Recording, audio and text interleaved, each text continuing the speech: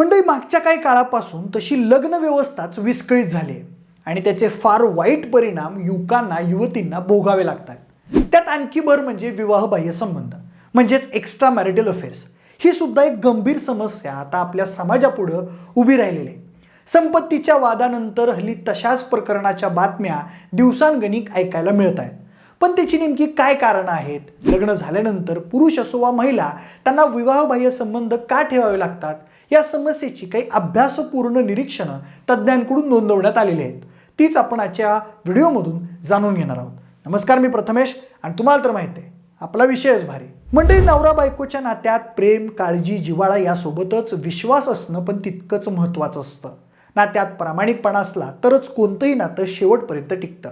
काही जणांना वाटतं लव्ह मॅरेज असलं की नातं चांगलं टिकतं आणि अरेंज मॅरेजमध्ये नातं टिकण्याची शक्यता कमी असते। पण आकडेवारी पाहिली तर हल्ली लव्ह मॅरेज असो की अरेंज मॅरेज, विवाहबाह्य संबंधांचं प्रमाण दोन्ही केसेसमध्ये तितकंच आहे। विवाहबाह्य संबंध म्हणजे काय तर विवाहित असताना सुद्धा पुरुष किंवा स्त्री अन्य पुरुष किंवा स्त्री बरोबर संबंध ठेवतात। यालाच इंग्रजीमध्ये अडल्टरी किंवा एक्स्ट्रा मॅरिटल अफेअर्स असं म्हणतात। विशेष म्हणजे विवाहबाह्य संबंध म्हणजे फक्त शारीरिक संबंध अशी धारणा चुकीची आहे। कधी कधी काही लोक भावनिकदृष्ट्याही समोरच्या व्यक्तीसोबत कनेक्ट झाल्याचं पाहण्यात आलंय। आता अशा विवाहबाह्य संबंधांचं प्रमाण का वाढतंय, त्याची कारणं नेमकी काय आहेत ऐका। त्यातलं पहिलं कारण म्हणजे पसंती आणि संमतीशिवाय लावलेली मुलामुलींची लग्न। अनेकदा मुलगा किंवा मुलगी लग्नासाठी मानसिकदृष्ट्या तयार नसतात। अशा वेळी घरच्यांच्या दबावाखाली येऊन जे लोक लग्न करतात त्या महिला किंवा पुरुषांचा लग्नानंतर विवाहबाह्य संबंध ठेवण्याकडे जास्त कल असतो असं दिसून आलंय। कोणती व्यक्ती दुसऱ्या व्यक्तीकडे आकर्षित होते कारण त्याचं किंवा तिचं लग्न संमतीशिवाय नावडत्या व्यक्तीशी झालेलं असतं। तशा परिस्थितीत स्त्रिया किंवा पुरुष कधीही त्यांचं पहिलं प्रेम विसरत नाहीत आणि त्यांचं मन भूतकाळाकडे झुकायला लागतं। पण तोच भावनिक निर्णय त्यांच्या वर्तमान नात्यात दुरावा निर्माण करायला कारणीभूत ठरतो। दुसरं कारण म्हणजे कमी वयात झालेली लग्न। कमी वयात लग्न झाल्यामुळं त्यांच्या वैवाहिक जीवनात लवकर स्थिरता येते, पण तीच स्थिरता काही काळानंतर अनेकांना बोरिंग आणि इरिटेटिंग वाटायला लागते। म्हणजे त्यांच्या नातेसंबंधात डेटिंग, ट्रॅव्हलिंग, सेलिब्रेशन्स, गिफ्टची देवाणघेवाण अशा हव्याशा गोष्टींचा अभाव असतो। सततच्या जबाबदारीमुळे जीवनात काही थ्रिल शिल्लक राहिलेलं नसतं। आयुष्यात कामाचा ताण इतका असतो की काही लोक जोडीदाराला आणि घरच्यांना वेळ देऊ शकत नाहीत। मग तशा वेळी काही जण तिराईत व्यक्तीचा सहारा शोधायला लागतात जो त्यांना मानसिक आनंद आणि शारीरिक सुखाची पूर्ती करून देईल आणि त्यातूनच विवाहबाह्य संबंधाला सुरुवात होते। तिसरं कारण म्हणजे बिघडलेले शारीरिक संबंध। अनेक स्त्री पुरुष किंवा स्त्री किंवा पुरुषाशी तेव्हा अफेअरला सुरुवात करतात जेव्हा त्यांच्यातल्या भावनिक अटॅचमेंट सोबत फिजिकल रिलेशन सुद्धा खराब होतं। तज्ज्ञांच्या मते वैवाहिक नातं मजबूत ठेवण्यासाठी चांगले शारीरिक संबंध असणं खूप आवश्यक आहे। ज्या जोडप्यांमध्ये असं होत नाही ते आपली लैंगिक इच्छा पूर्ण करण्यासाठी अफेअर्सच्या नादी लागतात। अफेअर होण्याचं चौथं कारण म्हणजे कुटुंब नियोजनात होणारी घाई। अभ्यासकांच्या म्हणण्यानुसार लग्नानंतर नवीन नात्याशी जुळवून घेण्यासाठी आणि जोडीदाराला समजून घेण्यासाठी पुरेसा वेळ द्यावा। त्या काळात कुटुंब नियोजनाबाबत दोघांनी एकमतानं निर्णय घ्यावेत। पण काही वेळा मुलाची जबाबदारी उचलायची मानसिक तयारी झालेली असताना काही जोडपी मुलांना जन्म देतात। त्यामागे घरगुती आणि सामाजिक अशी दोन्ही कारणं असतात। मग तशा वेळी नवीन नात्यासोबतच मुलांची ही जबाबदारी त्यांच्यावर येऊन पडते। पण त्यामुळं त्यांची पर्सनल लाईफ पूर्णपणे डिस्टर्ब होते आणि मग ते नवीन नातं शोधू लागतात। पाचवं एक महत्त्वाचं कारण म्हणजे पैशांची कमतरता। विवाहित जोडप्यांमध्ये भांडणं होण्याचं एक सामान्य कारण सांगितलं जातं ते म्हणजे आर्थिकदृष्ट्या स्थिर नसलेलं कुटुंब। त्यामुळे घरात सतत चिडचिड होते। पुढे मग एखादी व्यक्ती आर्थिकदृष्ट्या स्थिर असलेला जोडीदार शोधू लागते जो की त्यांच्या आर्थिक गरजा पूर्ण करू शकेल।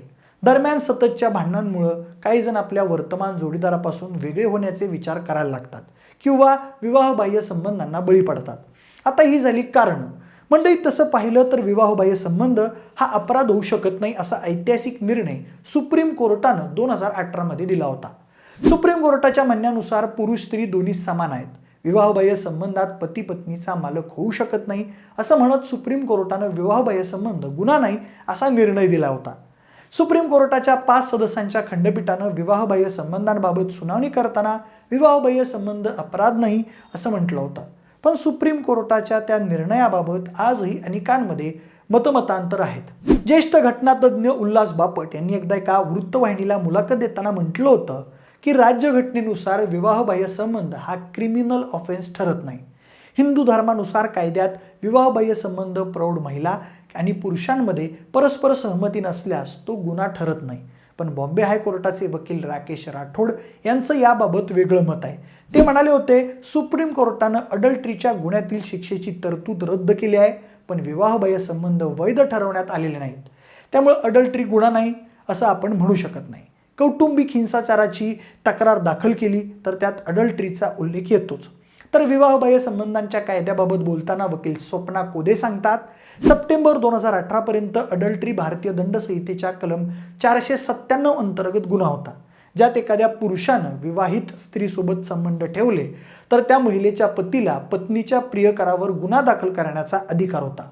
कायद्यासमोर पुरुष स्त्री समान आहेत असं म्हणत सुप्रीम कोर्टानं हा क्रिमिनल ऑफेन्स होऊ शकत नाही असा निर्णय दिला.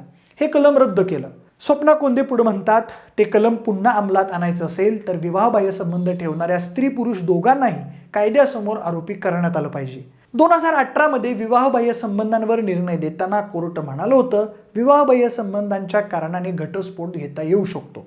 ज्येष्ठ कायदेतज्ञ आणि वकील अमित कारखानीस म्हणतात, विवाहबाह्य संबंध क्रिमिनल ऑफेन्स होता.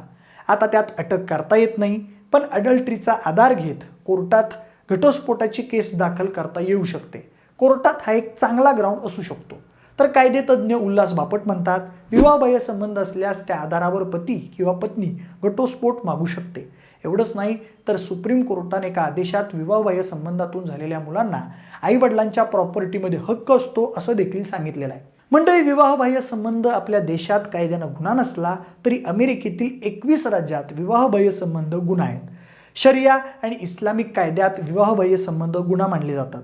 Iran, Saudi Arabia, Afghanistan, Pakistan, Bangladesh आणि सोमालियामध्ये अशा संबंधांना गुन्हा मानलं जातं. तैवानमध्ये विवाहबाह्य संबंधांबाबत 1 वर्षाची शिक्षा सुनावली जाते. इंडोनेशियातही अडल्ट्री गुन्हा मानला जातो. पण UK विवाहबाह्य संबंधांना गुन्हा मानलं जात नाही. घटस्फोटाच्या मुख्य कारणांपैकी हे कारण मात्र असू शकतं. मंडळी, लग्न हे एक अतिशय पवित्र नातं आहे, ज्यात आपण त्या व्यक्तीशी आयुष्यभर अतूट निष्ठा ठेवण्याचं वचन देतो. सध्याच्या काळात विवाहबाह्य संबंधांच्या घटनांमध्ये सातत्यानं वाढ होत आहे असं तज्ज्ञांचं मत आहे. तर ही होती विवाहबाह्य संबंधांची काही कारणं. या व्यतिरिक्त तुम्हाला एक्स्ट्रा मॅरिटल अफेअर्सची नेमकी कोणती कारणं दिसतात ते मला कमेंट करून नक्की सांगा. जर हा व्हिडिओ आवडला असेल तर लाईक आणि शेअर करा. सोबतच आपल्या विशेष भारी या यूट्यूब चॅनलला देखील सबस्क्राईब करा. आणि जर हा व्हिडिओ तुम्ही फेसबुकवर पाहत असाल तर तिथेही आम्हाला फॉलो करायला अजिबात विसरू नका. धन्यवाद.